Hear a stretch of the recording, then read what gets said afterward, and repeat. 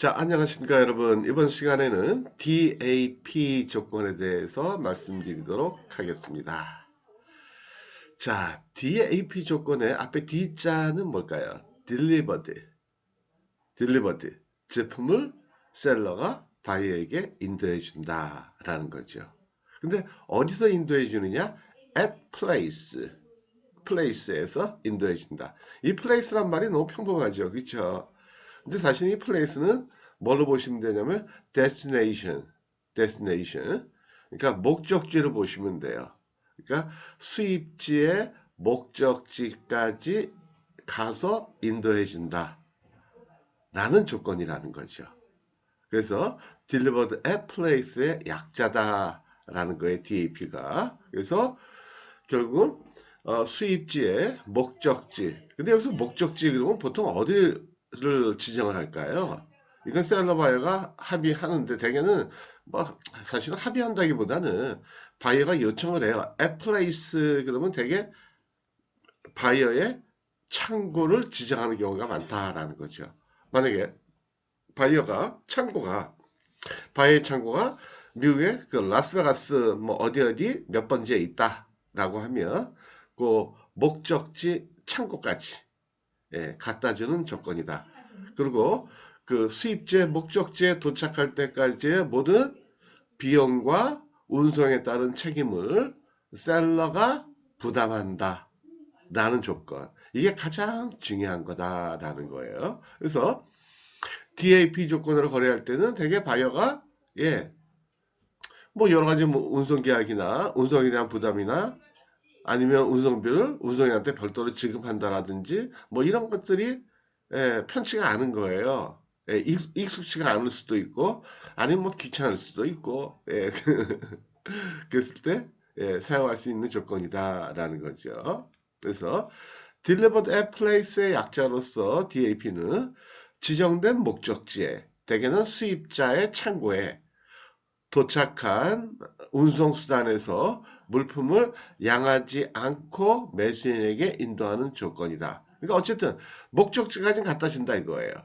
수입자의 창고까지는 갖다 주는데 수입자의 창고 앞에까지만 갖다 주는 거지 창고 앞에 멈춰선 차량에서 내릴 때 이때부터의 비용과 책임은 그거는 바이어가 부담한다라는 거예요. 사실은 그 뭐 내리는 비용이 얼마나 들겠냐만 하겠지만 사실 물건이 많으면요. 그 다음에 지게차를 쓴다. 그럼 또 얘기가 달라지겠죠. 그쵸? 특히 뭐 미국 같은데 뭐 이런데 보면은 그 인건비나 그런 비용들이 많이 들잖아요. 그쵸?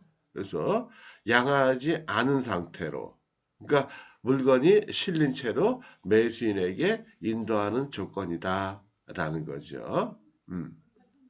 어저께 말씀드렸던 DAT 조건은요. 터미널에 도착을 하지만 목적지가 아니고 터미널까지, 공항까지 아니면 한국까지만 도착하지만 양하하는 비용을 셀러가 지불한다 그랬어요. 그렇죠? 근데 이 DAP 조건은 도착지는 터미널에서부터 또 출발해 가지고 수입자의 창고까지 가야 되지만 가기는 가되 운송수단에서 양하지 않은 상태로 그러니까 운송수단에서 그러니까 뭐 이러면 트럭이다. 그럼 트럭이 딱 멈춰 섰을 때까지만 셀러가 부담을 하는 거고 트럭에서부터 물건을 내리는 비용은 그거는 바이어가 부담한다라는 거죠. 만약에 컨테이너가 도착을 했다. 컨테이너에서 물건을 내린다. 그 내리는 비용. 그때 뭐 사람이 필요하다. 그렇죠? 그래서 노동력이 들어간다. 그럼 그 비용도 바이어가 부담한다는 거예요. 이해가 되시겠죠? 그게 제일 중요한 얘기예요. 그래서 그것만 이해하시면 될 것 같아요. 그렇죠? 이해가 되시죠? 어렵지 않죠, 그렇죠? 어쨌든 D 조건이 전체 몇 가지죠? 세 가지. 세 가지가 있죠. 세 가지가 있는데 예, D 조건의 앞에 D는 delivered다. 그렇게 기억하시면 돼요. 셀러 입장에서 제목이 의미하는 바가 뭐라고 그랬어요? 인건텀지 제목이 의미하는 바가 셀러가 부담하는 비용의 범위라고 그랬죠. 그래서 delivered at place 목적지에 도착할 때까지 비용을 지불한다. 그 다음에 대개의 경우에 책임도 비용의 범위와 동일하게 규정을 해놨다 그랬죠. 인컨텀지에서는 예, 그래서 책임과 비용을 셀러가 부담한다 그랬어요.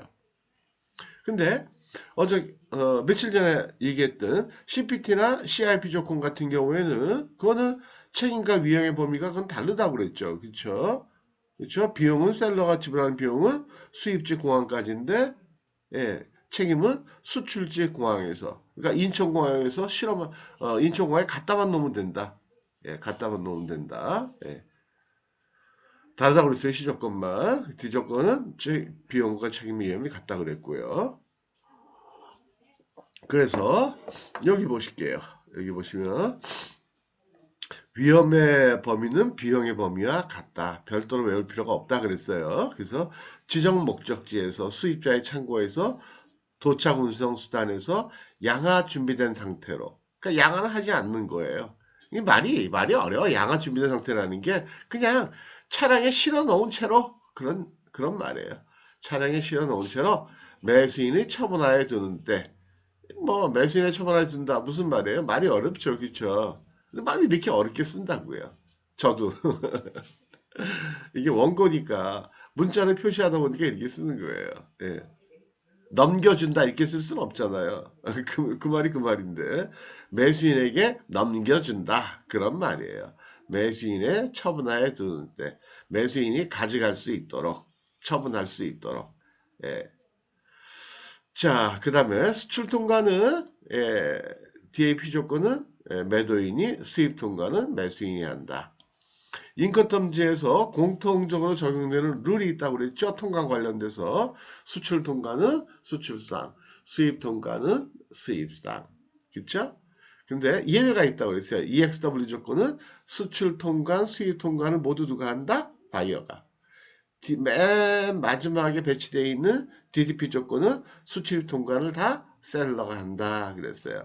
그리고 나머지 9가지는 수출 통과는 수출상, 수입 통과는 수입상이 한다 그랬어요. 기억나시나요? 인커텀즈 그 10가지 셀러 바이의 운송에 따른 의무에 적용되는 중요한 원칙이 있다고 그랬죠. 첫 번째, 인커텀즈의 제목은 뭘 의미한다? 셀러가 운송인한테 부담하는 비용의 범위를 의미한다. 그 다음에 두 번째, 기본적으로 책임과 비용의 범위는 같다. 시조건만 책임과 비용의 범위가 다르다. 그랬어요. 이해가 되시죠? 그죠? 그 다음에 수출 통과는 수출상, 수입 통과는 수입상이 한다. 그 다음에 운송계약은 누가 체결한다? 우리 비용의 범위를 배우면 알 수 있다고 그랬어요. 별도로 외우는 게 아니라고 그랬어요. 그쵸? 운송계약은 그 주된 운송, 항공이나 해상 운송, 국가 대 국가 간의 운송을 할 때 운송비를 부담하는 사람. 그쵸? 그러니까 FOB 그러면 예, 누가 국가 대 국가 운송을 할 때 비용을 지불해요? 바이어가. 그러니까 운송계약은 바이어가 체결한다. C 조건 같은 경우에는 운송비를 누가 지불해요? 셀러가. 그러니까 셀러가 체결한다. 이런 원리가 있다는 거예요. 그쵸? 그래가지고 예, 인컨텀즈 11가지 조건별 10가지 운송에 따른 의무의 내용을 이해하는 것이 그 다음에 기억하는 것이 활용하는 것이 어렵지가 않다라는 거예요. 그 다음에 보험은요. 보험은 누가 든다고 했어요? 원칙. 네 번째 보험은 CIF나 CIP일 경우에만 셀러가 들고 나머지는 안 들어도 된다. 둘 다. 양 당사자가 다 들 의무는 없다. 근데 들기는 드는데 누가 드느냐? 그거는 비용의 아니죠. 그 책임의 범위를 보면 안다고 그랬죠. 국가 대 국가 운송을 할 때 사고 나면 책임을 지는 사람. 우리 책임의 범위를 배웠으니까. 만약에 FOB 조건이다. 그럼 누가 책임져요? 바이어가. 그러니까 바이어가 든다 이거예요. 그죠? DAP 조건 같은 경우에는 들면은 매도인이 든다 이거 매도인의 임의보험이다. 들면은 매도인이 든다. 임의보험이라는 게 그런 말이라고 그랬어요. 그죠? 안 들어도 되지만 들면은 매도인이 든다. 그 다음에 운임은 선불이다. 셀러가 지불하니까 그쵸? 도착할 때가 모든 비용은 셀러가 낸다고 그랬잖아요. 그러니까 운임은 선불은 뭐라고 그랬죠? 영어로 prepaid. 꼭 기억하세요. prepaid. paid. 지불하다. paid. 먼저. prepaid. 그 다음에 후불은요. collection. 컬렉션 그러니까 또 생각나는 게 있네. 뭐예요? 결제 방식 중에 추심 방식. 추심 방식. 네.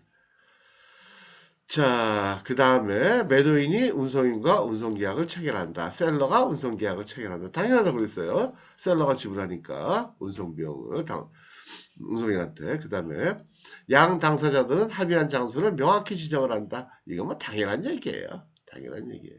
가능하나? 예, 가능하나? 명확하게 지정을 한다. 이해가 되시죠? 예. 자, 그러면 오늘은 여기까지만 하도록 하겠습니다. 그 다음에 내일은 DPU 조건에 대해서 말씀을 드리도록 할게요. 자, 그러면 여러분들 수고하셨고요. 오늘도 즐거운 날 되시기 바랄게요. 마치겠습니다. 수고하셨습니다.